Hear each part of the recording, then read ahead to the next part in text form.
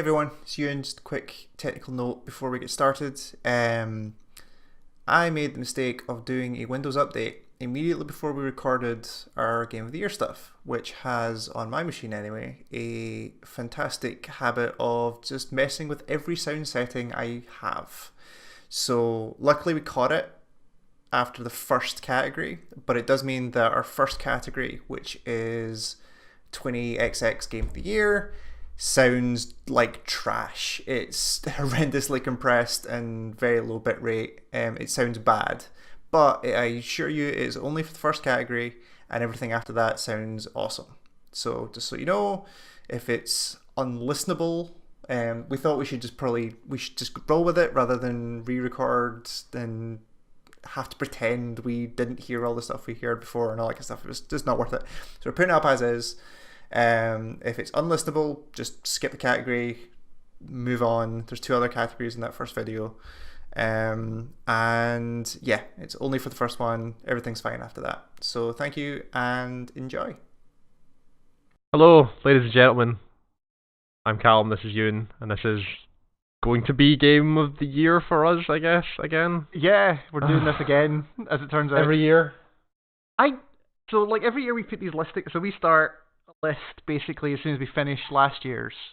Pretty close, yeah. And so I've been adding to this as the year has gone on. Yeah. And it's been a weird year. There's been a lot of really good stuff. I think it's been a year where because when I came back to write my own personal list and think about the year and stuff like that, it was I'd forgotten a lot of stuff had happened. Yep. Where I thought nothing had really happened this year, but then you look back on it and you're like, oh, there's actually all this stuff. Oh, remember God of War came out this year? Yeah, God of War was this year, and there was a whole bunch of stuff. Yeah. But it's, when you're in the dark days of December when nothing's coming out and you're sitting playing Destiny on your own and you're like, what the hell happened this year? And you have to go back and look at everything. It's not gonna lie, the fact that you spent large amounts of this year playing Destiny is probably my... It's not even the large part of this year, it's the large part of the last 2 months or something like that. It makes me incredibly happy in ways we'll talk about later, I'm sure. Okay. So basically the way this is going to work, we're going to go through, we've got 1, 2, 3... 10 categories. 10 categories. I made sure to make it even because we could split it in half. Well done. 10 categories. Production. Our normal rules are, slightly tweaked this year. Yeah. Obviously we don't have an Xbox, so we can't take into any Xbox things. I think it would be anything anyway. Any of the Xbox games that I think we would talk about have also come out for PC. I was going to say, yes, the good thing about Microsoft being all the it's on everything thing is we can actually play stuff. If Gears 5 matters, we can actually play talk about. Yeah. Episodic games will count for everything except best game, because obviously it's not out. Series. Yeah. And early access counts for everything except best game. Yeah, that's also not out. Yeah. Because I want to talk about some stuff and some early access games. I mean, sure, yeah. The early access doesn't necessarily mean bad. So. I think Battlegrounds and Fortnite basically broke that rule. I think did we really want to talk about Battlegrounds? Well, no, we did. I think as a general games, as a general rule. Those games are early access and the biggest games in the world, so we have to kind of treat them. I mean, sure. I mean, I don't give a shit. I don't. But how much Fortnite did you play? I don't know. 6 hours. There you go. Yeah. I played even less. So. I played on Switch as well. I did as well. Yeah. The worst platform. That was a weird one. Yeah. We start. Let's get started. Let's start. Okay. So the first category, as always, I think we always start with this one. Right? 2018's 20XX Game of the Year, which is a game that we played in 2018 but didn't come out in 2018, or had something dramatic happen to it to make us come back and look at it. Or it was an old game that got ported to a platform we could play. Yeah, or something like that. Something along those lines. But it's just something that we played that we can't give anything because it technically didn't come out in 2018. Yeah. We have No Man's Sky, Captain Toad Treasure Tracker. What's Onward? The VR military game. Oh Christ! Okay. Ghost Recon Wildlands. I feel like it should just be called Cocaine, but okay. Cocaine Mountain. Yeah. Prey, specifically the Moon Crash DLC. Hellblade, Senua's Sacrifice for the VR mode. Why is No Man's Sky on this list twice? No Man's Sky's on it twice. Okay. Destiny 2. Danganronpa, which is all the series that I've played so far. Fire Pro Wrestling World, and Hollow Knight, which was very quickly added because you forgot that game didn't come out in 2018. I forgot that game came out last year. It gained popularity this year, but it came out in 2017. So Captain Toad Treasure Tracker. Yeah. So that was because it's ported to Switch, right? Yeah, that was a Wii U game that got ported to Switch with some extra stuff, like the Ad Odyssey levels and stuff like that to it. Oh yeah, right. That game is delightful. I think is the best description of that game. How many toads are in that game? many toads are in that Yeah. game? Multiple toads. There's so many toads. Well, there's a because there's no, but because I thought it was like Captain Toad. Captain Toad and Toadette, but then there's also the 3 toads who are basically on like a booze cruise adventure throughout the levels. Oh, nice. Who just appear randomly. One of them's always asleep, one of them's always investigative, and the other one's just high. Alright, like, sure. And they always appear and give you That's shit. pretty cool. It looks great. It's really fun. Is it a 2-player mode? It has a 2-player mode. The 2-player mode makes it a lot easier. Like, so it does the Nintendo thing of like it starts out basically incredible, and then by the time it starts to hit the final chapter or the 3rd chapter, like it starts to get stupid hard. But the second player mode is basically they control kind of like Galaxy on Wii. Pointer. They have a pointer where they can grab enemies or things. Yeah. Or just shoot turnips, and basically, second player can just basically blast every creature in level. Ah, okay. And it makes it a lot easier to get through. You don't have to worry about. You don't have to worry about that. Yeah. Because normally, if you're doing it yourself, you're controlling the pointer with your control. That. Yeah. And there's stuff you do have to grab to progress, so it's very awkward to do it yourself. But with help. Yes. But so I was like, oh, this is incredibly simple with 2 people because you can blast every creature. There are some like the full gold star levels for some of them is like don't kill anything. It's like they thought about. They want that. you to do the challenge. So that Onward is the like military sim VR game. Is that the thing where I was lying prone on the ground? There's a great picture of you prone on the floor. Yeah, playing it. I remember that thing now. That game's I think still in early access, but it also came out last year. Yeah. So, that's a weird fucking thing. One of the most intense VR experiences I've had yet. Yeah. That online mode is. The online mode intense. is crazy for a number of reasons. Is one that's like people are treating it very seriously. Like I played multiplayer once, and it was a nightmare because these people are like calling flanking patterns like it's a Madden game. Like it's ridiculous. It does say military simulator though. And they're going for it is the Arma of VR. Yeah. And so consequently, the AI modes like just the single player like against bots. Yeah, like the missions or whatever. Just take out these 16 guys. Yeah. You play that subway level, it's hard. It's hard and it's intense and like. Unless you do what I did, which was like take your knife out and then run in like serpentine patterns. That works. But like, I would never work on a real battlefield, but it works. But once you get downstairs in the subway and it's the actual like platforms and stuff, like they're so far away, they just wipe you out. Yeah. And it's so reloading under fire is very difficult. Yeah, when you actually have to physically reload it, because it's not hit the reload button. It does the thing that I wanted when we were talking about VR last year. Was I wanted hot dogs, horseshoes, and hand grenades. In multiplayer, like with proper gun physics. And where everybody's actually trying to reload a gun. Yeah. And it's a nightmare, as it turns out. Very difficult to do under fire. I'd love to see that. Yeah, I'd love to see that where it's like, because horseshoes has got all the like realistic gun models, and so I'd love to see like a mode online where everybody has to like fire a musket. Yeah. So it's like 12 people. Like, horseshoes added the M1 Garand this year. Oh, that's good. And they have the ping. And, yeah. It's great. It's awesome. Ghost Recon Wildlands. We played that this year. That game is better than I thought. It's alright. Yeah, it's pretty decent. It's a good little open world shoot some people for cocaine simulating game. I don't know. You can do some dumb shit in that game. It's alright. It's kind of ridiculous. Good fun. Praise their cousin Mooncrash. Mooncrash is really cool. For the DLC they added at E3. It's a cool concept that they've executed really, really well, and it continues to surprise the more you play it. Yeah. And especially once you have to think about how you... Because it's all set on one consistent map, and everything remains. Yeah. So you have to think about, if you're going through as one person, you have to get multiple people out. If you go through as one person, like, do you take something or do you leave it for somebody else who might use it better? I would have added this to best moment if we could have, but like the first time you realise that that shotgun I grabbed is gone. Yeah. Because the guy's now escaped with it. When you're playing as like the psychic guy, and then you get to the security guy who's better with guns, and you realise that shotgun's not there, and you're like, oh, I don't have any guns anymore. That was a cool moment. That lady with her psi blade thing. It's pretty good. Hellblade. This is purely in VR because I got to play the VR modes earlier. Yeah.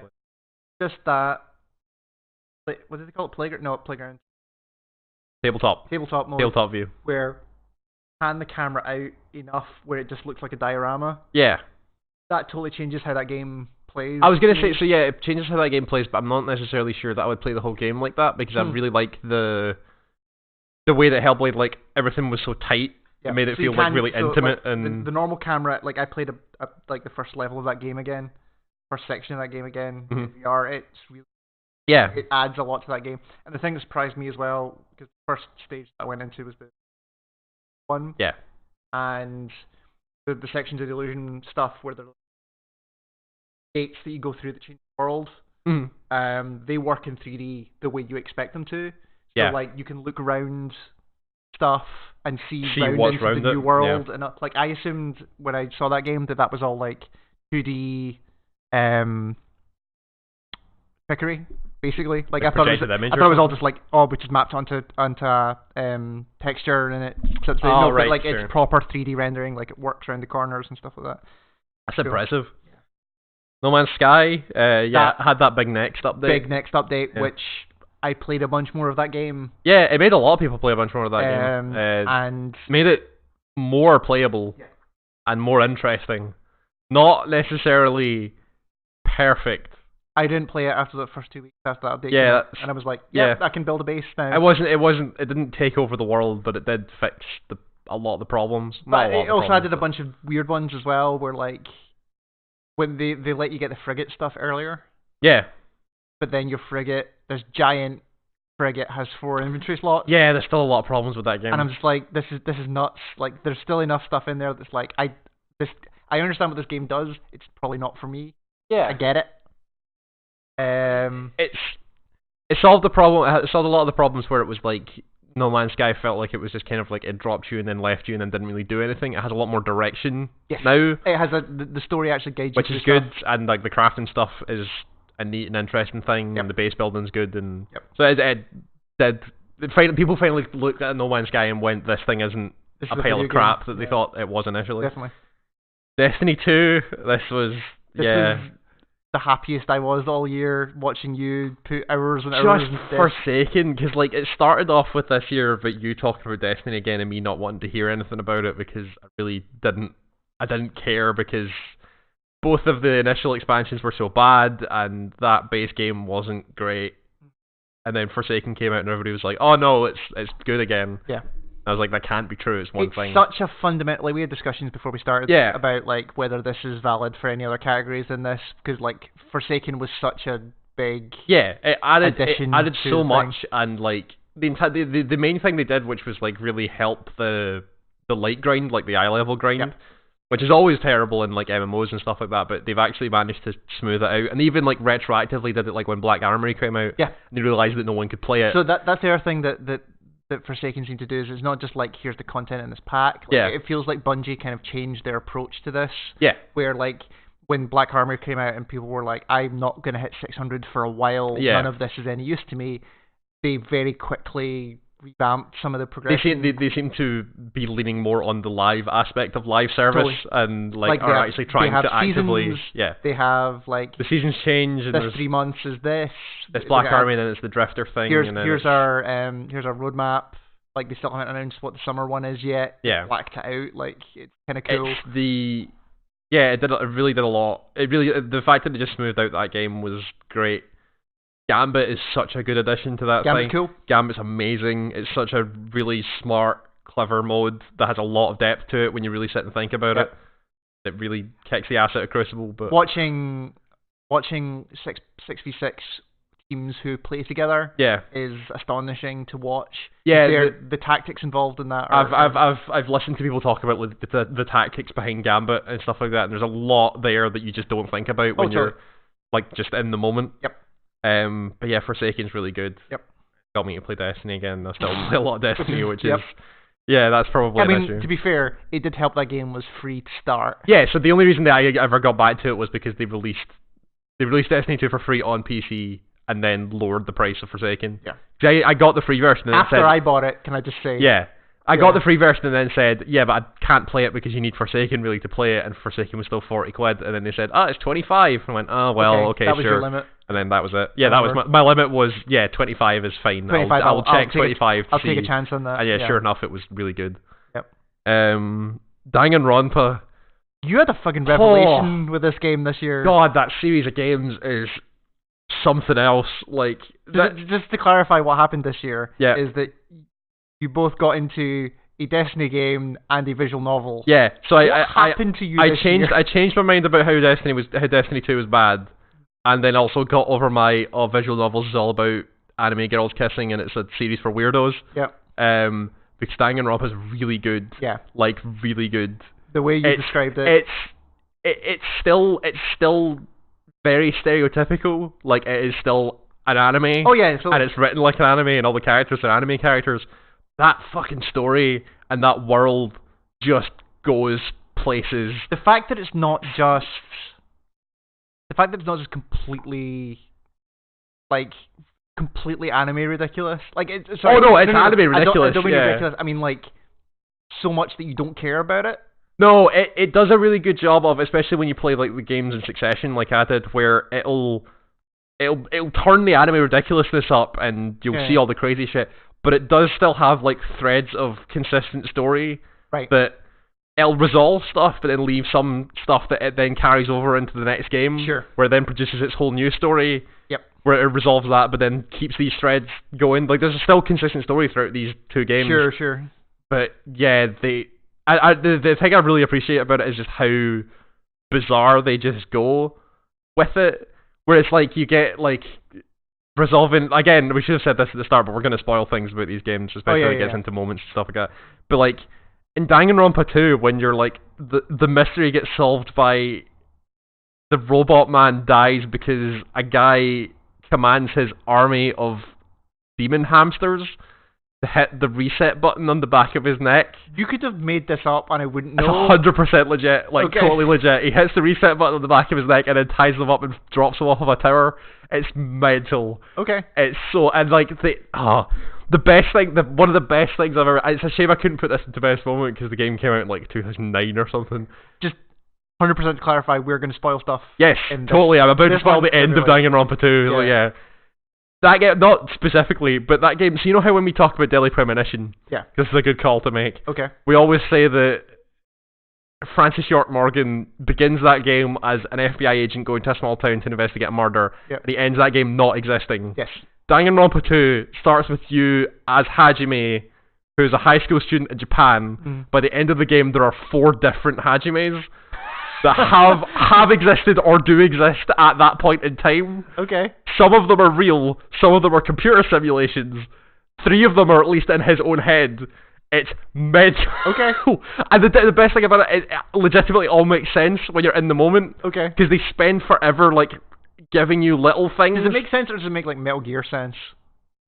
It makes Metal Gear sense. Okay, right. But it does, like, they've given you enough throughout that game for you to follow. And then at the end, like in that final chapter, they go, here's what's going on, bang, and they give you everything. Okay. And you go, I was like sitting with my mouth open for like 45 minutes as that entire last sequence was going on. There's just like thing after thing after thing that it just keeps throwing at you. Okay. It's so good. Okay. They're so good. And I'm so excited to get for 3 when it happens. I believe you. Fire Pro. Yeah, like... I bought Fire Pro and didn't play it, and then the New Japan stuff came out this year, and the PC version came out this year. Then I played it, and that game's really good. It's like the best wrestling game for like 10 years or something like that. But is it specifically the New Japan stuff? Yeah, so the New Japan stuff is what got me to play it, and it's the thing that I play the most of, which is like the story mode for where you're like some made up young boy who goes to Japan and gets his way in New Japan and all that stuff. And it's like the story's really like, it's a bit hokey and a bit like kind of expected, like they hit the beats they're supposed to hit, but it is still just like, because it's all done through the frame of New Japan, and New Japan is all about like optimism, and you're doing it for the wrestling, and everybody just loves wrestling. Right. You just have this relentless optimism throughout the whole story, where you meet bad guys and you beat them, and then at the end of the matches they're just like, oh, you're just a better wrestler than me, congratulations. Really? And yeah, it's just like, because that's what Japan's like. But that seems like the complete polar opposite of the way WWE does their stuff. Yeah, where it's like everybody's just evil or shit, and it's great, and that story mode's just so dumb, where like within like the first hour or something like that, you're like best friends with like 3 of the roster for no reason. Did they do the thing with? Did they save the like big names for like big things, or is it just no? No, it's the first thing that happens in the story is you go to like a tryout for New Japan, and the 3 people that are watching you at the tryout are 2 of the most famous wrestlers that have been in New Japan, and Hiroshi Tanahashi, who's he's like the best wrestler that they have, and he's just there looking at tryouts for newbies. He'd never do that in real life. No. And he's just there, and he becomes your best friend in like half an hour. It's crazy. I appreciate that. Yeah. Then Hollow Knight, who had like 90% of the population all found Hollow Knight. I don't like those games. No. Like, I do not like games like that where it is exceptionally punishing and I don't particularly either, but yeah. And there was something about it that kept me coming back where it seemed doable. Like every stage of it seems accomplishable. Yeah. Like there's a specific boss as well where that took me a lot of goes to get and was annoying to get back to. So it's like Dark Souls-y where like you die, you have to go back and get your body, you respawn at a bench that you sat on before. And that journey was annoying. Getting back to that boss was annoying. But fuck me, I did that a lot of times. Because every single time it was like, I can get this. Yeah, it is very good about... It's very fair. Yeah. Like, where you know that it's fucked up because you fucked it. And it doesn't do the Dark Souls or Bloodborne thing where... Like, this is just going to take forever because I just need to dodge at the right moment and do it. Yeah. Like, once you get it, it's about execution, and if you execute, you're good. Yeah, you get into a rhythm with that game, and you understand what's happening when. Like boss fights don't take a half hour and stuff like that. Like they're if you execute them well, they take like 5 minutes. And it does I mean, we'll talk about it in best moment, but like, or I was going to talk about it in best moment. Yeah, if you can't anymore. So like every single time they drop a boss on you, is 100% on it. They never. Like, you know, like we you never. Something always happens. It's like a twist. Like you never see it. Well, really... it's kind of even simpler than that, where like we've played video games for long enough where you know when you're approaching a boss, like, oh shit, why are they giving me health packs? Why are they giving me all this ammo and all that kind of stuff? Like, this is just like, you're just walking along a thing, and this thing just drops from the ceiling immediately, like zero warning, you're just going in. Yeah. The only thing that stopped me playing it a little bit was I'm at the point now where the reactions required are so much higher that I couldn't accomplish it being an old man and with the Switch controller. Oh, right, okay. The Switch controller was not exact enough for me to be able to pull off some of those moves. You tried it with your Pro controller? So now I have a Pro controller. Yeah. I'm going to get back into it and do that. Yeah. Because I've been playing Dead Cells as well, to try and get better at it. They've got bigger buttons, so it's easier to... And the sticks are more reactive as well than they were in there. But like Hollow Knight, it's cool game, man. It's on here because it put me onto a genre I would never have played. Yeah, and like it me and looks Danganronpa. Nice as well, and it sounds really good. And the style was really good. Yeah, as a package, it's very, very cool. So, what do we want? So we do one winner and two runners up. One winner and 2 runners up for everything except best game, and then best game. And then gets top 5. Yeah. So, I don't know about you, but I think Destiny has to be on this list. I agree. Okay. I will probably kill you if Danganronpa isn't on this list. That is such a revelation that I think it has to be like it's got me to the point where I have now been recommended other series of visual novels, and I'm seriously considering playing them because they sound really cool. Good. So, for third, is it No Man's Sky? No. I don't like. If it was No Man's Sky, you don't think it did enough? If it was No Man's Sky, I'd still be playing it. I think. Yeah, fair. For me, it's either Onward or Hollow Knight for me. Let me tell you about professional wrestling. You have I'm best friends with my anime dad, Hiroshi Tanahashi, and I couldn't be happier. But he's my best friend. Okay, here's the toss-up then. Yeah. Is it more impressive you like a wrestling game? Yeah. Or is it more impressive that I played a Dark Souls and enjoyed it? That's more impressive, yeah. I think that's fair. Like I put a lot I'm okay with Hollow Knight Beyond because I also played it and I felt exactly the same as you. I gave up at a different point, but that was me. The one thing I will say is that like bad at so the problem with it coming out in Switch and the reason why not specifically with the Switch, but the problem with coming to it late is that when I got it when it came out on Switch, it had 3 expansion packs already. Before it came in, sure. And they are very, very bad at telling you this is not story critical. Because if you fight, because they added a bunch of bosses that are extra bosses, like special bosses, and all they do is they give you like a piece of heart, basically. So I spent about an hour trying to fight a boss and then got a piece of heart at the end of it. Oh, really? Thinking it was part of the main story because it felt like it was on the main path. Which is a good thing for the DLC. Yeah. But, like, sure. I felt cheated, even though I felt great beating that thing. Okay. So, Destiny 2, Danganronpa, and Hollow Knight. What wins? Say it. You know you want to say it. I want to say Danganronpa. Okay, no, okay. That's not what I thought you were going to say. I really like Destiny 2, but fucking... I kind of want to recognize how much of a U-turn Destiny 2 did this year. No, you're right. It did a real big U-turn. It did a real big U-turn. They took it seriously. They really did the thing. Like, that is a game where I was like, oh shit, that expansion came out. I need to go home and... Yeah, well, did it though? Because it, like... Everybody did that for, like, Curse of Osiris and Warmind. Yeah, but... And they were like, oh, I need to go home and play this. And they played it and they went, oh, that's not that good. But after Osiris, people got hesitant. But sure. Like, when Black Armory came out, it was like, right... And then you got there and realized you couldn't play it. But that's not the point. Sure, the point is the feeling of Yeah.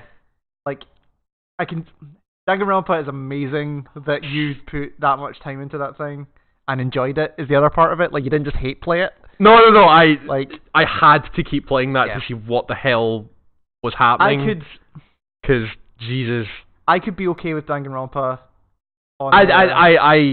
I think Danganronpa is more of like a surprise for me than it was anything else, whereas Destiny 2 is like a bigger swing. Okay. That started from negative and went way positive, as opposed to Danganronpa, which started at 0 and went way positive, which I think is more impressive for Destiny. Yeah, that's true. That is true. So do you want to I do really love Danganronpa though. Like, enough for... Like, the game, you should play those games. Yeah, like, totally. You should legitimately play those games. They're kind of difficult to get through at points just by how anime it is. Oh yeah. But it's really worth it. I spent some time with anime over the years. It's really worth it. Yeah. We should also probably say that like the thing we're doing right now is like a group game of the year thing. Like, we were each gonna have our own 5 that like I've not put games on here that I'm not gonna get past you at all, and I'm sure vice versa. Like. Well, I can guarantee you that Danganronpa's really high on my list. Totally. And that game came out in like 2009 or something, but yeah. Okay, cool. So that is... Destiny 2 is 2018's 20XX Game of the Year. I feel like we should put Forsaken there. But I mean... No, okay, we can't have this both ways. Ah, for fuck. Either... Sure, that's Destiny fine. Destiny 2 is 2018 20XX Game of the Year with Danganronpa. Do we want to put a specific game? No, because it's the whole series. You put a series? Yes. Have we ever done that before? No, but... I mean, I would say 2, but like, that's... You need to play 1 to play 2. Let's say the Danganronpa series. Yeah. Is it finished? Is there a 4th? I don't know. I've been told by someone who's finished 3 that the ending is pretty definitive. Okay. So... Fair enough. Don't know. Danganronpa and Hollow Knight as runners-up. Okay. Let's move on. Okay. Before we go on... Windows screwed me over. Yeah. Apologise for the quality of the last part. I know why it happened, and I know it will never happen again. I know that's a thing now. Yeah, didn't realise that Windows can, of its own accord, change bit rates of... Yeah, that's... Randomly. I'm also still wearing headphones. This sounds real weird. Yeah. There we go. Yes. So audio glitches, we apologise. Audio glitches, because we do things on the internet, and that's how it works. Yep. So the next category is Best Looking Game. Yeah. This is a combination of like art styles and technical execution. Technical power, horsepower at graphics. And there's a bunch of stuff in here. So we have God of War, Octopath Traveler, Ni no Kuni 2, Lethal League Blaze, Red Dead Redemption 2, Return of the Obra Dinn, Greece? Gris? I don't know. I'm going to go with Greece, because Greece sounds terrible. Greece. Yeah. And Life is Strange 2 Episode 1. Yeah.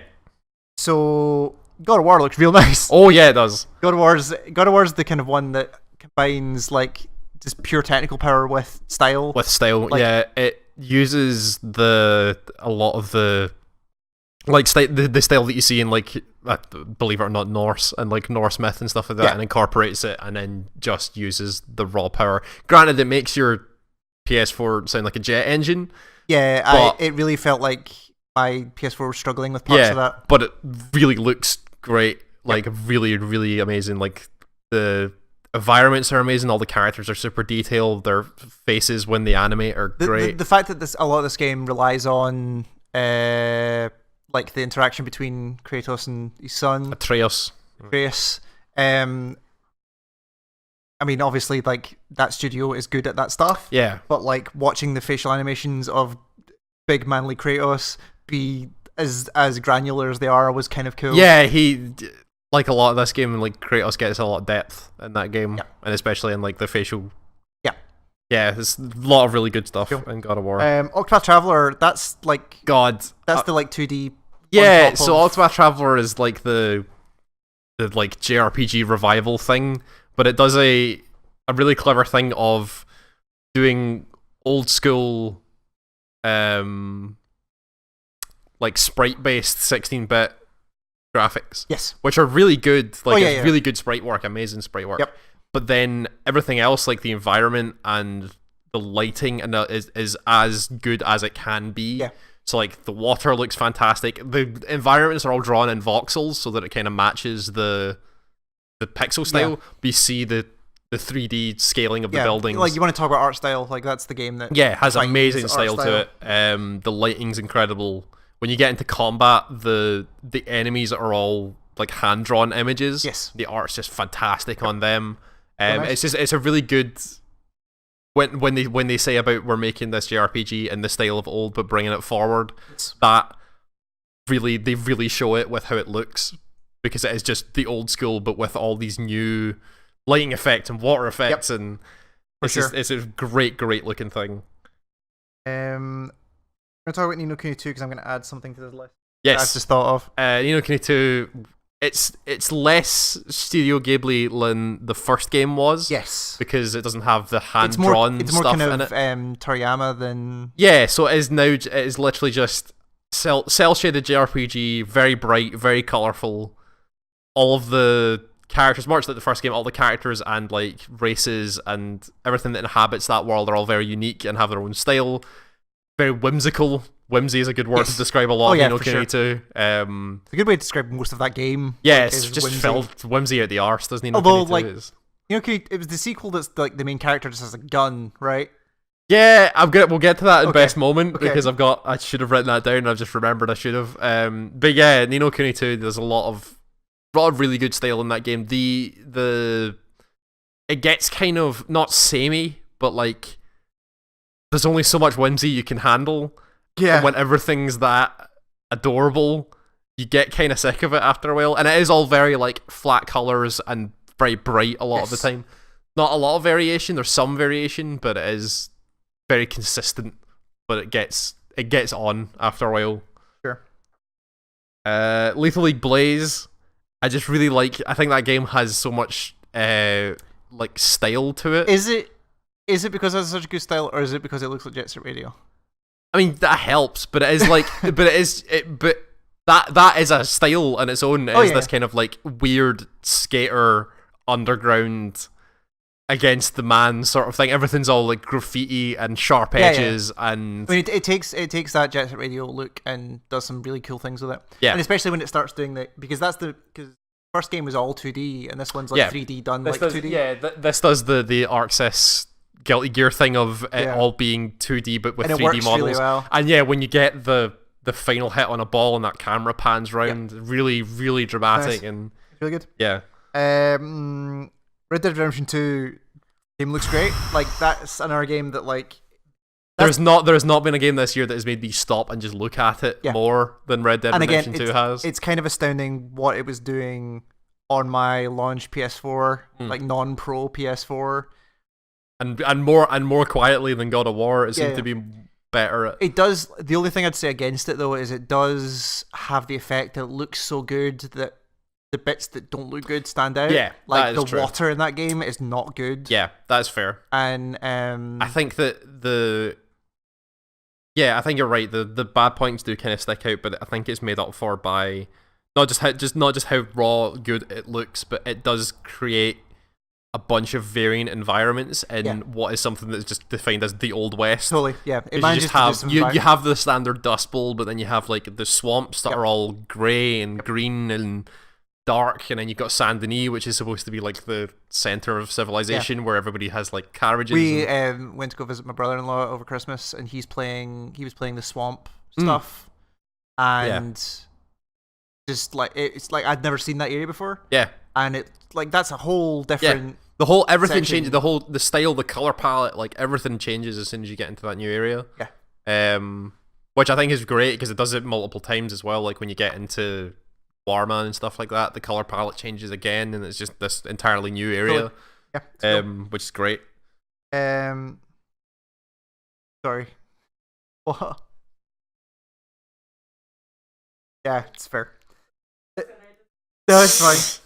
Return of the Obra Dinn. Yeah. So there's videos on the site of this. Yeah. This is the game that looks. It's like I've heard it referred to as a 1-bit art style. Yeah, it's a single bit art. Art style. Like looks kind of like original Game Boy ish. Yes. It does a lot with that style. Yeah. Like it,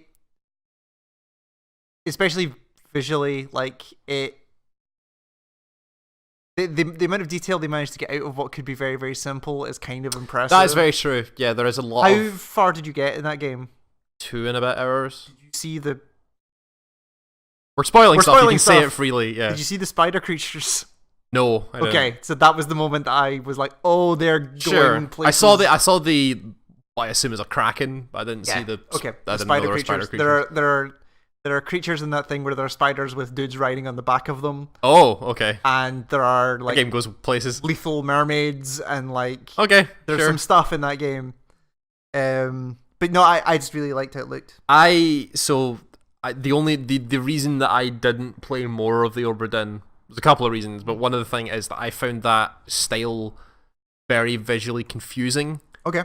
They do get a lot of detail out of it, but when you're looking at something, especially in a scene that's very busy, like in chapter 7 or something like that, which is like when you're just on the mid deck near all the guns, there are a lot of things there, and there are a lot of like people and bodies and cannons and when you look at it in that 1-bit style, I immediately couldn't tell what I was looking at. It took me real effort to like sit and go through it and piece it, which is part of what that game is supposed to be, I guess.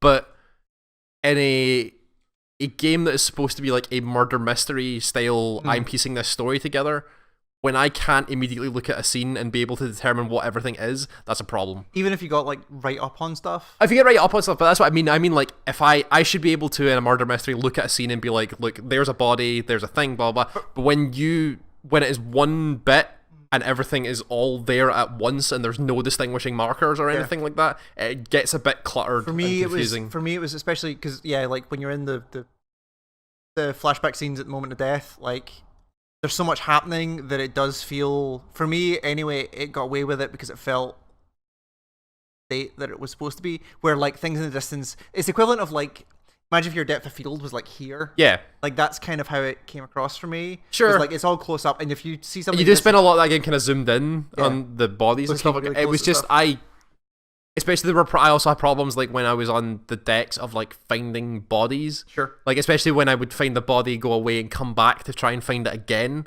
I'd be like, I can't see where that is. I got around that with the map and stuff. No, I did that as well, but it was still like there was one in particular I can remember of like... That's fair enough. No, I can... trying to find a thing and I just couldn't because... I can totally see that kind of thing. Greece.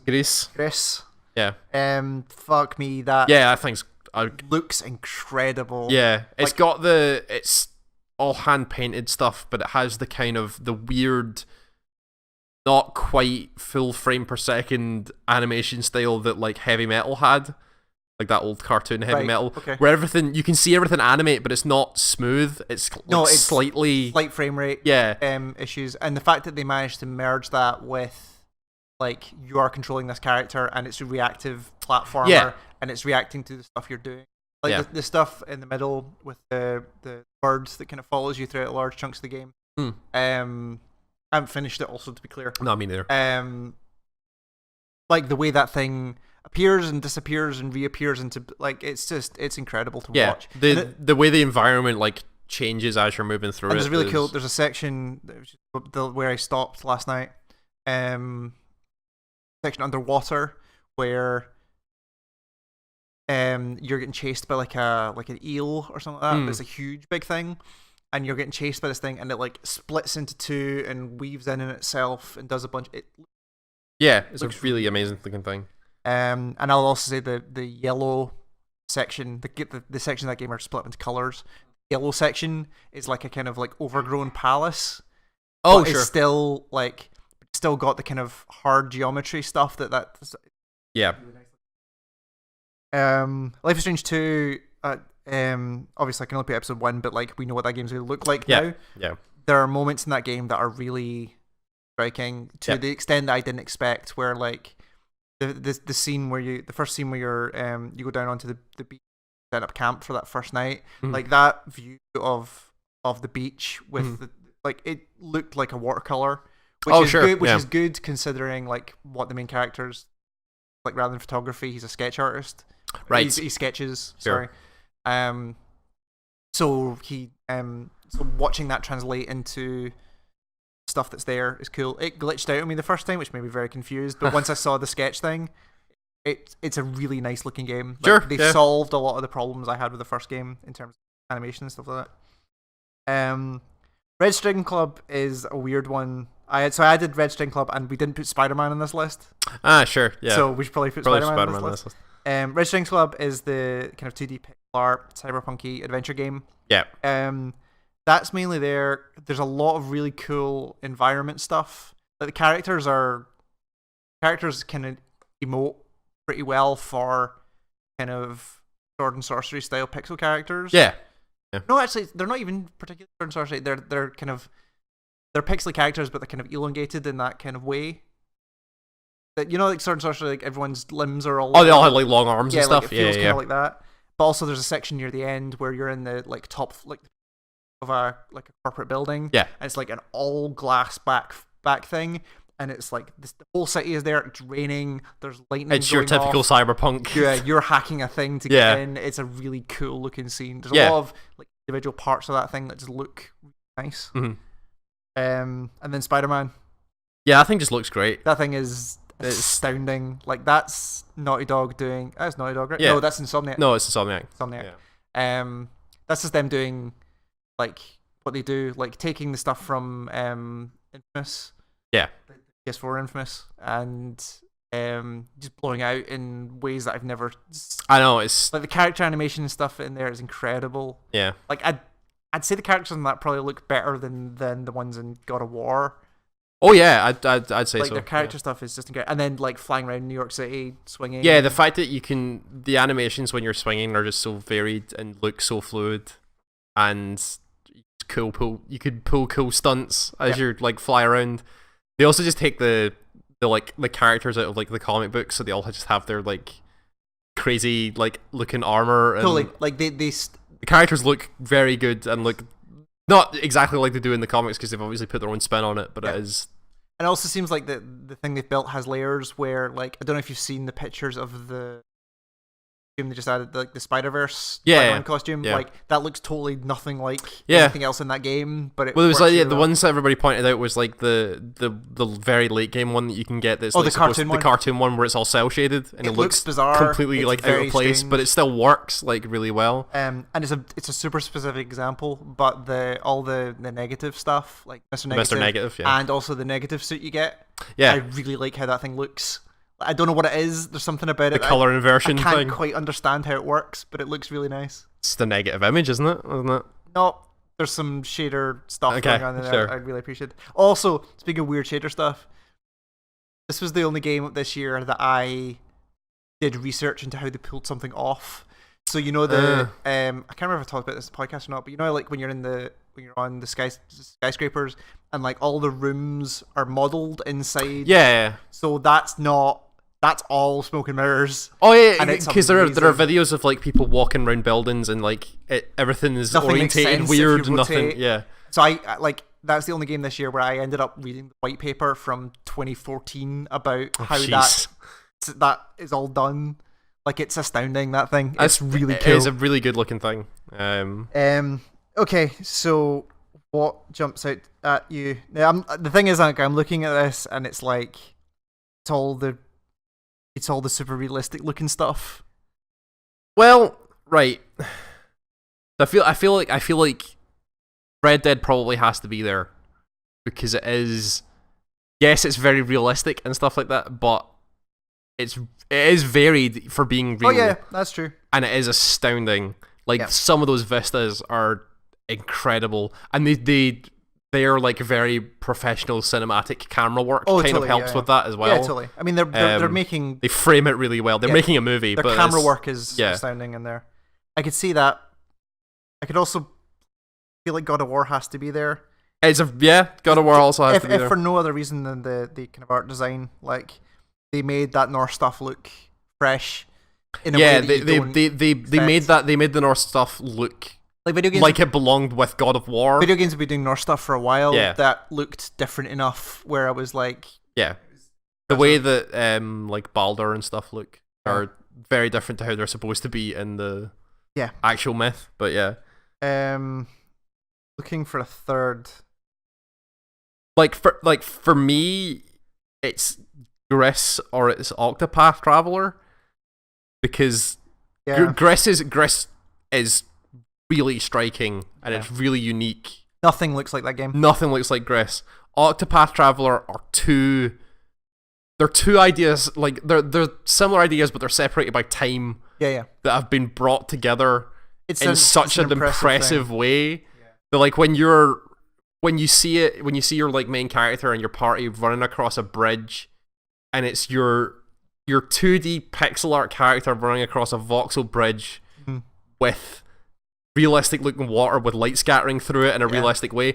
It's astounding what that thing looks like. It says a lot though that like the visuals are kind of the reason, especially considering we're about to get onto. The visuals is why I kept playing that game. Like I wanted to see. That's also that's the entire reason I looked at that game was the visuals. I kind of feel like I want to put Obra Dinn on there, but I can see your issues with it. I can understand why it would be there. I just had problems with it, and it might come in some other categories, so I might be okay with that. I got kind of like I played the Octopath demo, and I kind of got my fill. Yeah, that's fine. Like it's I would be okay with Gris being there. Okay. I'm okay with either Gris or Octopath. Okay, let's put Gris there. Sure. For now. Okay. Is there anything else that you're not like Red String Club? I do think looks nice, but it's definitely like one of those games. Yeah. Red Dead over Spider-Man? Yes. Okay. That was easy. There is that Spider-Man does a lot, but there is like there's something about the I don't want to say professional, but that's a weird thing. But like the combination of how good that thing looks and the painstaking effort that these guys have obviously taken to shoot it well. Oh yeah. Like the cinematography in that thing is nigh on perfect. As long as we're not giving Red Dead the award because of the horse testicles. They're really good looking horse testicles. And when that horse runs, you can see the muscles and really good looking horse. But I'm mainly doing it because of everything else. Okay, that's fair. Okay, God of War, Red Dead, and Greece, or however you say it. Greece. I mean, which of the top two is it? I don't know. The problem is, like, I have so many problems with Red Dead. I'm trying not to let that. You have to detach your other issues with Red Dead and take the fact that. Remember how good that thing looks. It did look real nice. It did look really, really nice. The problem is, like, it's playing... The God of War thing has the same thing of Red Dead, where there are variant environments in it, but it does it to a way more dramatic degree when you start jumping between realms. Yeah, like when you go to Elfheim and Muspelheim and all these other places, they are all, like, dramatically different to Midheim. Like, what's the big one early on? The one with the elves. Elfheim. The Elfheim. Yeah, like that was such a dramatic shift from everything you'd seen up to that point. Yeah, where it was like pinks and blues and like totally different alien-looking world. Yeah, and then when you finally unlock the multiple travel and you go to like Muspelheim and everything's all black and red and smoke everywhere, it's dramatically different. Totally. I feel like it's God of War for me. I think I honestly would be okay with either God of War or Okay. Red Dead, because I think they're comparable, but I think the thing that like Red Dead does is a more like directorial thing, yes. whereas the things that God of War They've made does it- are a yeah. more Red Dead Redemption is really well shot, yeah directed movie. yes God of War it's is an a- excellent directed movie, but yeah. Okay. But God of War I think is better as a whole as a video game. Yep. Yeah. Okay. So God of War is our best looking game with Red Dead Redemption 2 and Chris. Yeah. Reese, We're gonna as our fuck two this runners up, but yeah. Yeah, that okay. Yeah, it's good. Really good looking game. And also, I would also say like top two both being PS4 only games. Yeah. Or not PS4 only, but like console games. Yeah. And them being up there is an accomplishment. Oh yeah, itself. totally. Yeah, they really understand how to get the most out of that hardware Totally. now, and For it's sure. yeah. Cool. Good. So next we begin our more negative categories. Yeah. Is most disappointing, which is not worst. Yeah, we should clarify what this is. It is just the thing that we maybe had expectations for that didn't deliver, Yeah. or As a reference, like Metal Gear Solid 5 won this category one did. year. Yeah. Like one of the best Despite being one of the best playing games of that year, just wasn't it a Metal wasn't Gear game. what we wanted yeah. from that game. So Most disappointing we have Sea of Thieves, The Fall Part 2, budget cuts, Red Dead Redemption 2, that's all you, and we're going to have to talk about that. Yeah. The Missing, Frozen Synapse 2, 2 Point Hospital, The Quiet Man, which also shouldn't be on here, The Roll Ends With You Final Remix, and Gris. The Sea of Thieves, I'm instantly Holy going to counter by saying that game's good now. So my argument We for can't argue Sea of Thieves at launch, because that's not fair. I'm not arguing Sea of Thieves at launch. Okay, I'm sure. arguing Sea of Thieves because that game Yeah. made me feel old. It made you feel old? Yeah, because the original launch of that game, we played 2 or 3 hours of that game Yeah. at launch. Yeah. I really enjoyed those 2-3 hours we did. And then I was waiting to go back and do it at some point in Yeah. the future. Mhm. And everything I was seeing was, this game is great if you have Friends. 4 friends that play a lot. Yep. Or if you Twitch stream. Yep. Or if you like watching Twitch streams. Yep. Or GIFs on Twitter. Sure, yeah. All of those things. Or funny YouTube videos Or funny whatever. YouTube Yeah. videos. Or into like YouTube culture and all that kind of Yeah. stuff. And like YouTube streamers. None of those things are things I'm into. Yeah. Apart from like the friends thing is just like I didn't have anyone else playing this Yeah. game. And I probably would have had. Anyway, but like that, I feel like that game was built for somebody who was not me. Sure. That I feel like should be me, but I just don't give a shit. That sounds about like you're more Twitch. disappointed with your own life than the Kind video of, game. But also like the fact that they're now building games that are not designed for the type of person who's played games as much as like at Sure. this point. Yeah. Like it was a game that was directly built to be like. There's so little in that game at launch. Yeah. That, and to be fair, I still think now there's stuff to do, but like you have to be in a very specific mode. It is a lot better than it was at launch. I'm sure. I can tell you. But I cannot go into that game on my own and enjoy myself. You can't. And also, like, there's going to be large sections of like, I've drunk a lot and thrown up on you. Like, what else am I going to do while we're flying to this island? The like traveling from island to island is still the same. Yeah. But the stuff that they've put in, and they are actively working to make that thing better, which is impressive. They have been updating. Like I got with the first time the first new batch of content that came out, which was like the Megalodon stuff. Yep. Got my girlfriend and a couple of our friends all jumped on, went through the Megalodon quests. Was really, really good, and we got to a point where like it was the perfect sort of like this was designed for a trailer E3 style moment of Sea of Thieves, where you get to the end of the quest and the only thing you need to do to summon Megalodon is like play this tune on a drum. And we needed multiple people. You also need more than one crew. We got to the start where the Megalodon quest was, and there were people there. And one of them turned to us like, "Hey, are you going to do the Megalodon quest?" And we're like, "Yeah, we probably are." Yeah. Like, "Do you want help?" We're like, "Yeah, sure." It's like, "Oh yeah, we've not done it either, so we need people." Right. We're like, "Yeah, sure." So we both got on our boat and went away. And we were like, "Okay, how do we start this?" And I was like, "Well, you just play the song on the drum, right?" So we got the drum out. I was like beating the drum. The song wouldn't come up. And we're like, what the hell's going on with playing the drum? The shark's not showing up. I sat and thought about it for a minute, and I was like, we don't have the song because the song's being played by the guy on the beach way back where we got the quest. And you have to play the drum with him so that he teaches you the song and carry it over on the ocean to the place where the Megalodon is. And I figured this out, and it was like, we need to send someone back to get this song and carry it all the way over here. Instantly, you just mean like play the song and basically hold down the use button with this song playing. Right. Instantly, the other people were like, we're happy to take someone, and one of ours went, okay, I'll go with them. Yeah. He jumps on their boat, goes back and gets the boat. Is like we're on voice chat the entire time. Is like laughing it up with this other crew. They're like cracking jokes and having fun. Carries the thing all the way back. Gets the drum going, Megalodon gets summoned, and we all fight the Megalodon as like an 8-person crew. The thing for me is like none of that is the game.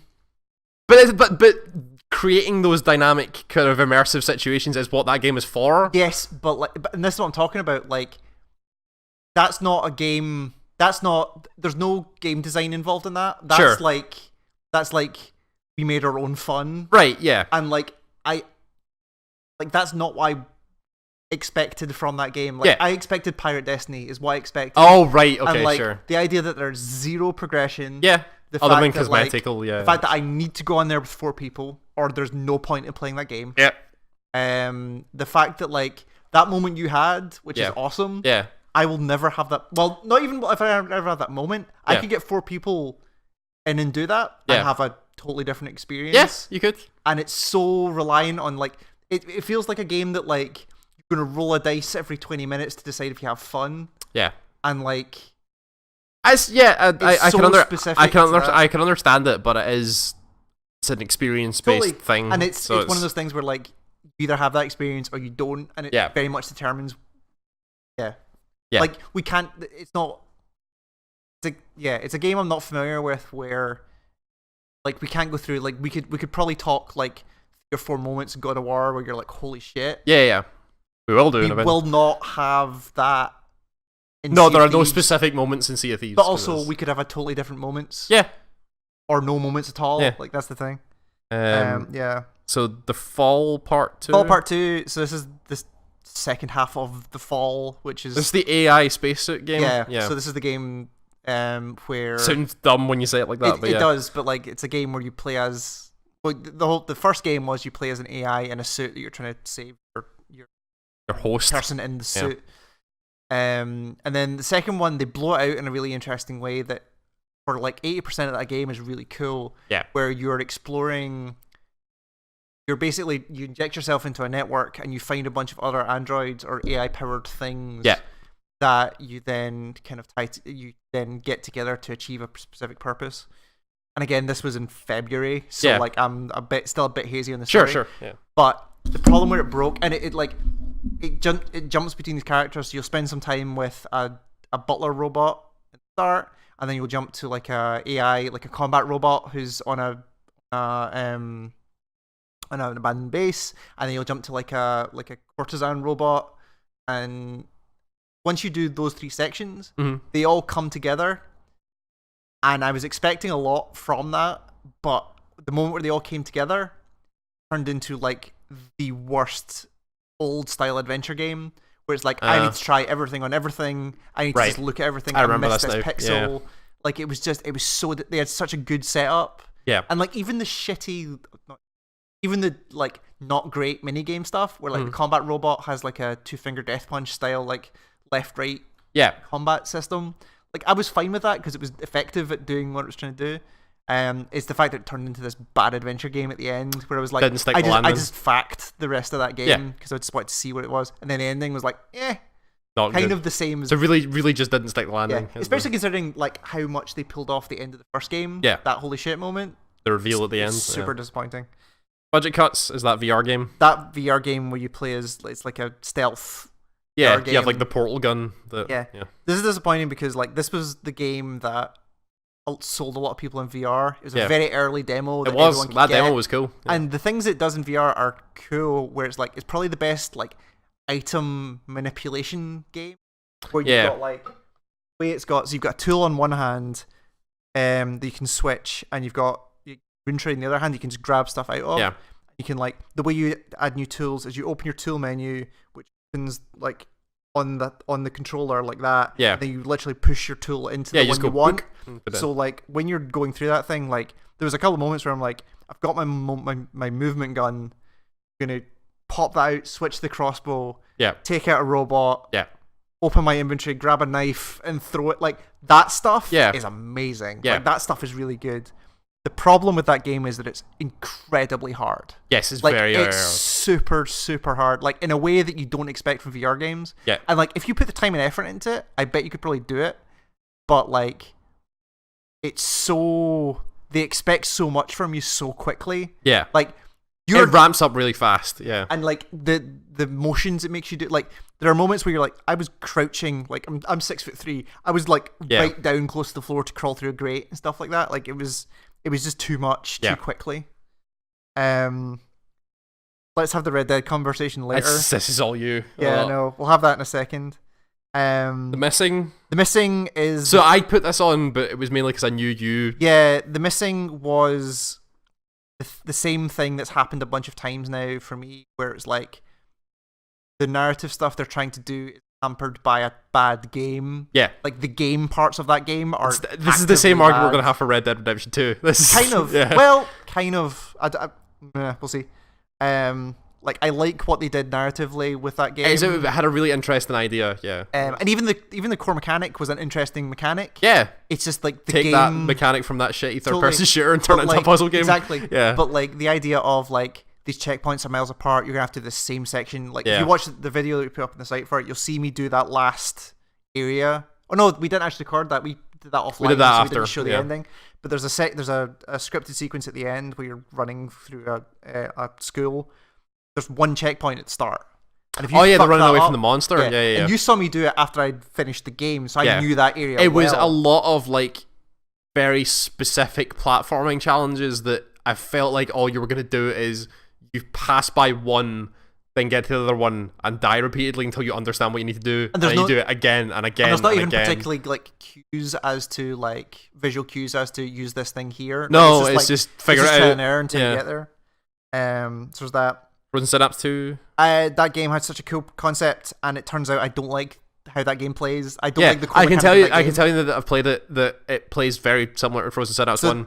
The only thing is like I don't know if this is disappointing because it was disappointed because I never really played the first game. Yeah, if you had, it would have been the same thing. Right. So it's probably not actually on this list. Yeah. But like that game's cool. Like I can tell you for a fact, Frozen Synapse 2 is pretty cool. The cool description of that game was everything I would want in a game. Yeah. But I just don't like the That's fair. Sections. Yeah, the Frozen Synapse, the like weird predictive turn-based thing turns off a lot of people because it is very specific.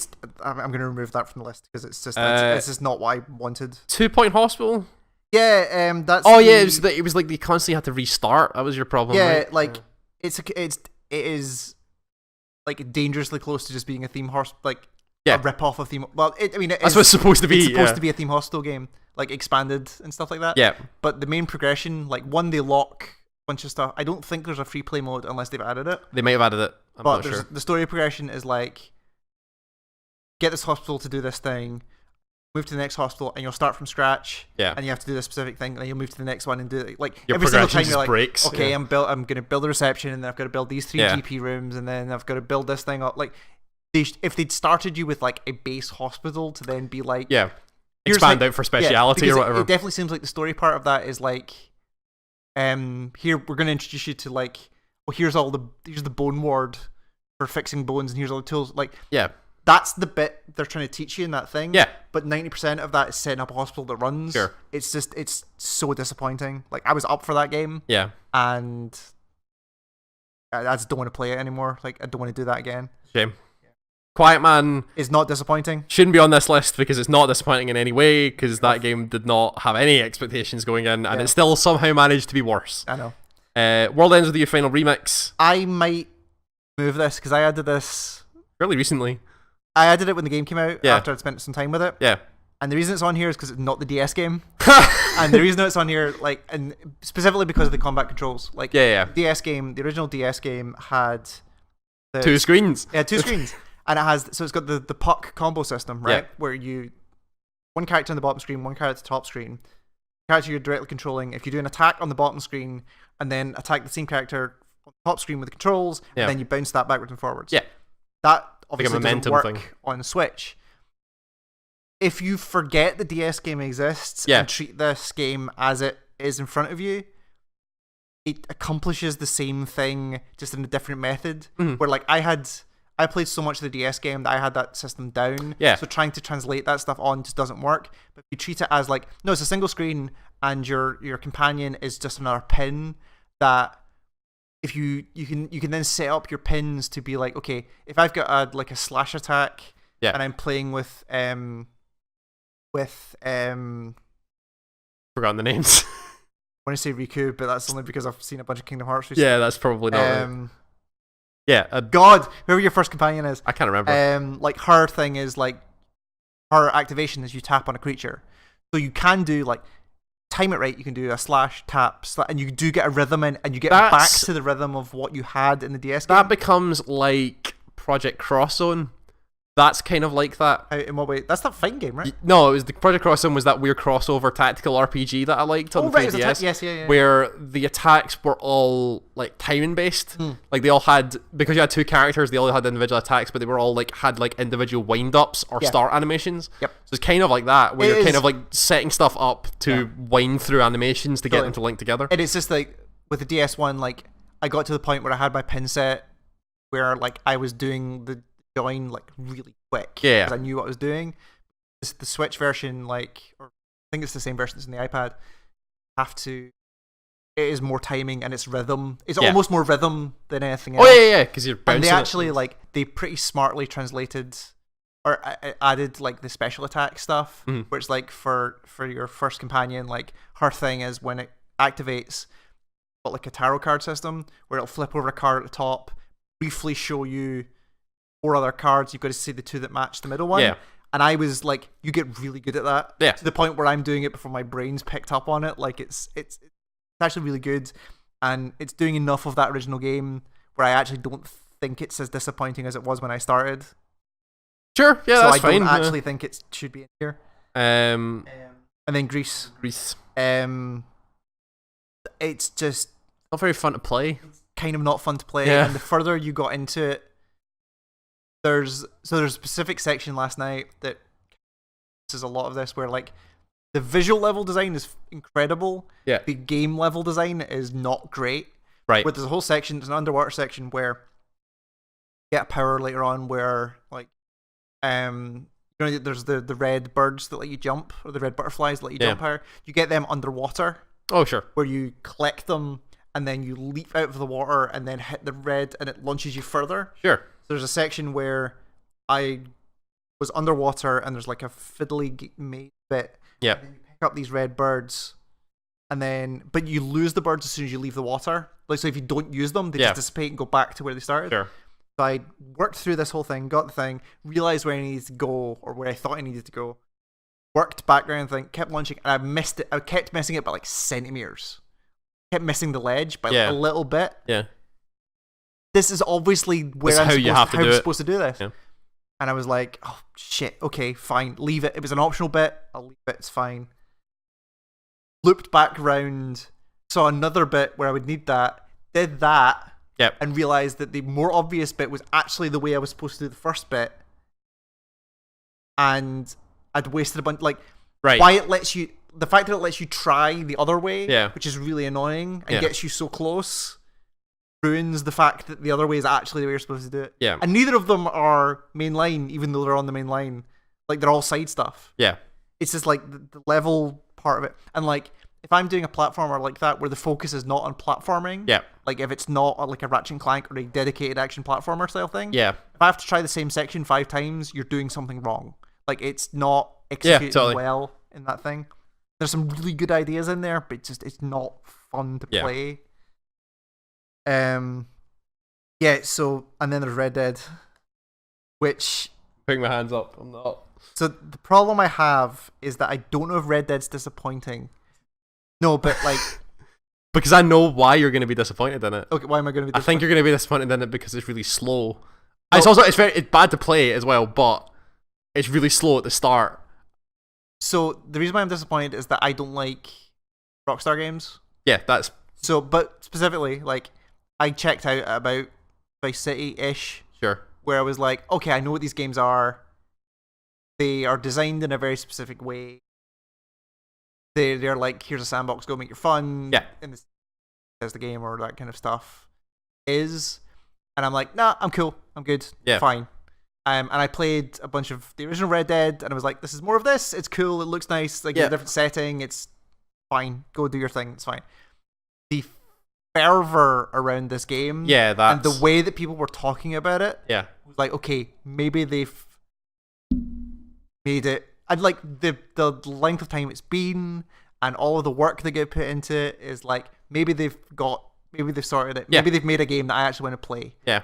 And I get in there, and I get on my horse, I set a destination, I put it to cinematic mode and check Twitter for 2 minutes. Yeah. And I'm just like, this is not wired. And like, and it does it does the same things as well, where like, same things you would get in the GTA games, where I'm like, this mission involves me going to a place, having a 3-second fight, traveling to another place while listening to conversation, and then traveling back. Yep.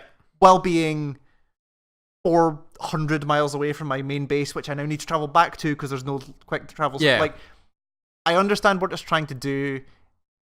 It is the nerdiest game I've played in a long time. Yeah, it's supposed to be that. It is a hardcore Wild West simulator. West cowboy simulator. Yeah. Like, in the same way that what Rockstar make. Right? They try and make those things, yeah. They try to make representations of our world. The GTA games are like power fantasies. Like, they're like, you want to be a criminal mastermind? Fucking here you go. But they kind of, but they also are like more about showing the state of like America at a specific point. But that's social commentary. Like, you can do social commentary in a way. But they're doing that for the Wild West. It just happens to be that you don't have fast travel in the Wild West because they don't have cars. But that's the thing, like the fact that they couldn't even like. It's a game that actively doesn't want you to play it, or it feels like it doesn't want you to play it. It's difficult to play, yeah. Like, and it's definitely difficult to play. I put it under things like, it's like Falcon 4 and like Farming Simulator. Oh right, yeah. Where it's like, this is a thing that if you want to do this is the best ACS way of doing simulators, this, yeah. right?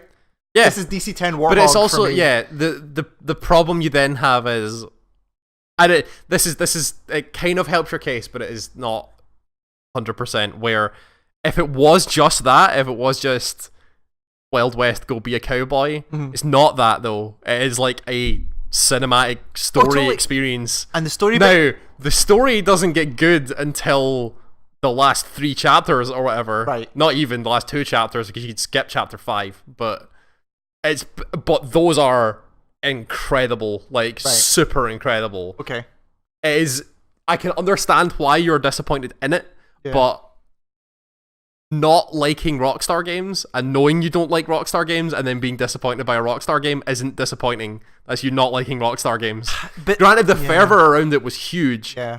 For no reason. And I'll also say like I know that this is not a thing that factors into your decisions, but like all of the real world stuff around that game about like the labor issues and the like 100-hour work week, stuff like that, like the fact that I can't see that should never have happened, but the fact that I can't even see like here's why, like this is not like a I can't even think of a movie example, but this is not like some like director's magnum opus that they spent 1,000 hours like poring over every shot and it turns out that it actually wins a bunch of Oscars. Like as a game, it's pretty good. Yeah. Like it's not like a but genre defying like. But it is probably the best story Rockstar's ever told. Really? Yeah. I'd like one of the best stories that in the last 2 hours of that game. Yeah, well, in the last it's not 2 hours, it's like 15, but it's out of a 40-hour game. Yeah, it's weird that it's got problems, but yeah, it's probably the best story they've ever told, and probably one of the best stories ever been told in a video game. Really? Like, yes, they do not so good. They don't signal any of that. It takes a long time to get there, like a really long time. But the payoff is incredible. But like is it about Arthur? Like no, that's what none of the game feels. Arthur is the perfect character for what that story is trying to tell, but the story revolves around him, and it's only kind of about him, but it's more about the world and the people around him and how he reacts to those people. Right. But it is definitely one of the best stories. Like, easily one of the best stories. I wish you told me that. I know. I wish no, but you were never going to see it because you have to play that game for a long time for it to get good. So we're kind of back on the Nier argument. Yeah. Right? You're right. You're this right. This could be the best writing ever, but I don't want to see any of it. You are totally right. The difference being that the gameplay problems and stuff the Red Dead had, I think are easier to get over than Nier. Nier had a lot more problems than Red Dead did. I don't know, I don't want to play Red Dead. Yeah, no, that's fine. Yeah, that's not what I mean. Is the end goal of saying I don't want to play this anymore. No, but I enjoyed the narrative, the setting, and flipped. Yeah, we have basically. I enjoyed the narrative stuff and the setting and the world and the characters of Nier. Yeah, I just didn't want to play it, or it was so actively did not want me to play it that I ended up not caring about the story. Yeah, sure. But for Red Dead, it's so actively difficult to play that game. Not that even that it's not the game. It can be difficult to play. Then when you layer on that control system is just bad. Yeah, it's a bad control completely system. bad. They make no concessions at all for people who want to play it in a way that's not exactly how they designed it. Yeah, in an open world game, which is weird. In a AAA huge budget, you can't build games like that. You're right. Well, you can. You can. Rockstar do, and and that's the thing. I don't every one of their games have had such a culture of we built a thing and fuck you if you don't like it. Yeah. And that's I will give you that. That is a negative. And they can do that because they're Rockstar, and people Take-Two will just throw money at them because they know it did well and made money and all that kind of stuff. But it is so it's so aggressively its own thing. Yeah. That it is astounding that it's done as well as it has. I know. Yeah, people who do not play games like that, it is back to the kind of Bethesda thing, right? Of those games are huge. Those games are how many versions of Skyrim have people put out? People bought again. Skyrim is such a huge game, and I don't give a fuck. Yeah, because they build the game they want to build, and they do not care. And it still becomes a mainstream. That happens. I don't understand how it becomes such a big thing. You don't have to like everything. No, I don't. Yeah. But it's one of those things which is yeah, I understand you don't have to like everything, and I've said that many, many times before. Yeah. It's just such a... I'm trying to deal with my own dislike for the game. Yeah. And what that game could have been. Sure, totally. But it's not the game that's there. But it is the game that... It's the game that people that understand the games that Rockstar make get. So, and it's totally one of those as a Rockstar game. So the problem then, you're right, between us, it's probably not going to make the top 3. Yeah. The problem we're going to have is when we start talking about best narrative, you're going to have to fight me hard. Oh, I know. That's...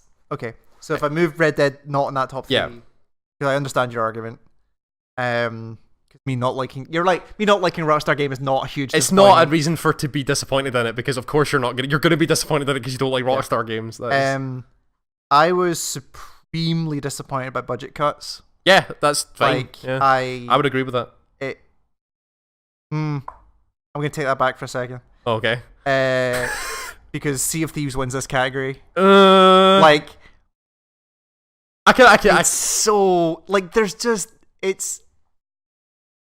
feel 100 years old because the entire culture around that game is just nothing I care about. Yeah, and it's the idea that it's a game that is such a dice roll about whether you're gonna have fun with it, and that it's 50 quid. Yeah, is just crazy. Yeah, no, totally. I think the price tag was ridiculous for it. At launch, what they launched was ridiculous. But because they know that they can launch.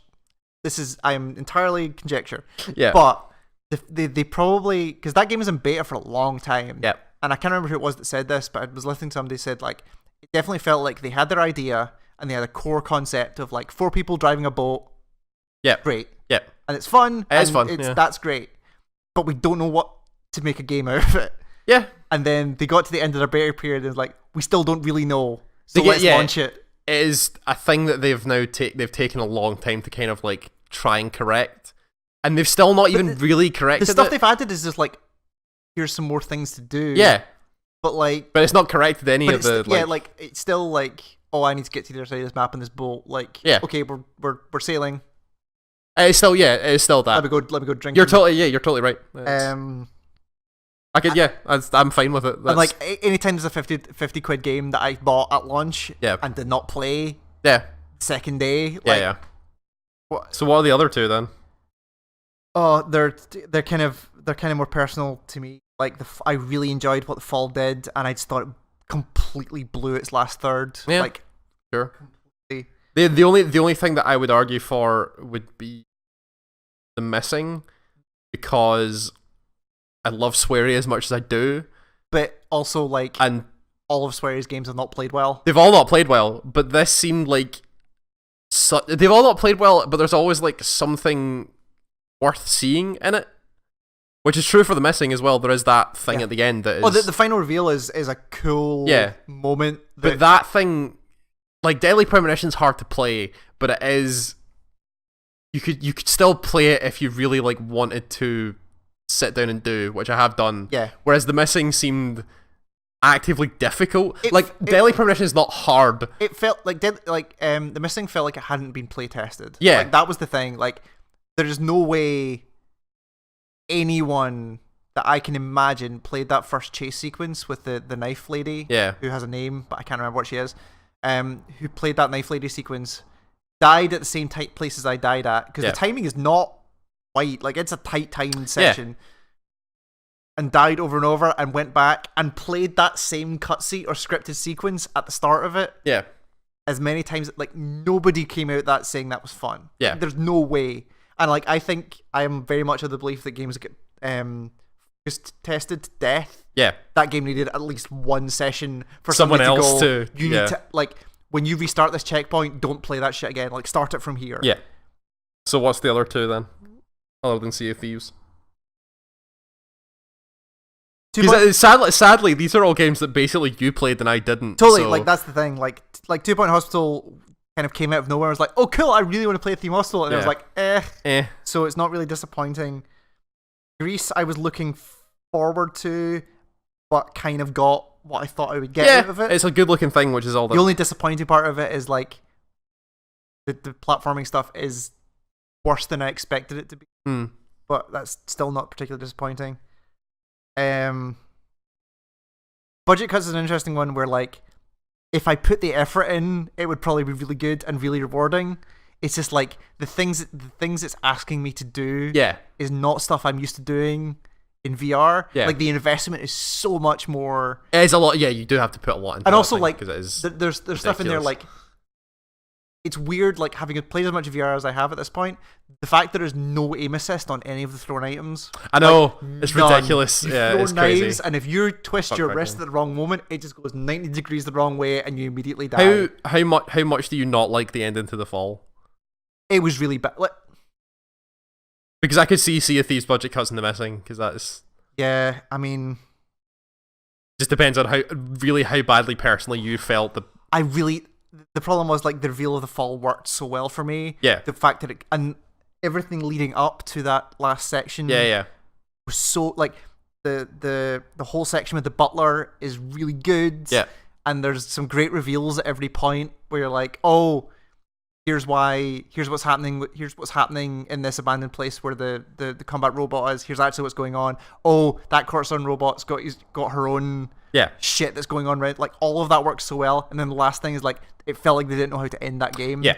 And it was such a good lead up. I think it's The Fall, Sea of Thieves, and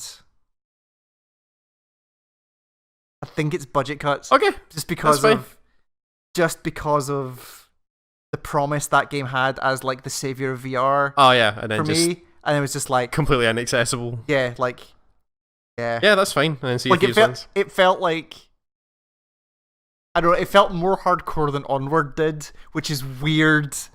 For your weird portal gun robot killy game, yeah. So Sea of Thieves, The Fall Part 2, and budget cuts. Yep. Like for me, this is Sea of Thieves. That's fine. Like I'm okay with saying that. Really? Yeah. Like even though you really enjoyed that. I had good moments with it, but you're right. Like they're not moments I can point to for everybody because it's such a variant experience that it's such a variant experience, and also it's like it's the fact that it can range from really cool immersion interaction online with weirdo strangers to being complete dog shit. Like there's a foreseeable moment where nobody has any of the moments that I've seen on the internet or that you've talked about or any of that kind of stuff. And I just think like the fact there's nothing for those people, like not even like a grindable loot system or there's anything. All it is cosmetic. That's it. Totally. I think that it's that's bad. fine. Yeah, that's it's okay. So disappointing because it looks great as well. Like yeah, it does look great. Like that is the best water of any video game I've ever seen. Yeah. Got good water. Got really good water. Yeah, okay, so that's the most disappointing game is Sea of Thieves. Is that how you spell thieves? Or have I got the IE the wrong way? I think that's right. We'll fix it in post, it's fine. Fix it in post. But anyway, so Sea of Thieves is the most disappointing game of 2018 with Fall Part 2 and budget cuts as runner-up. Yep. Red Dead's going to keep coming up and we're going to keep having fights about it. It's ridiculous. It's fine.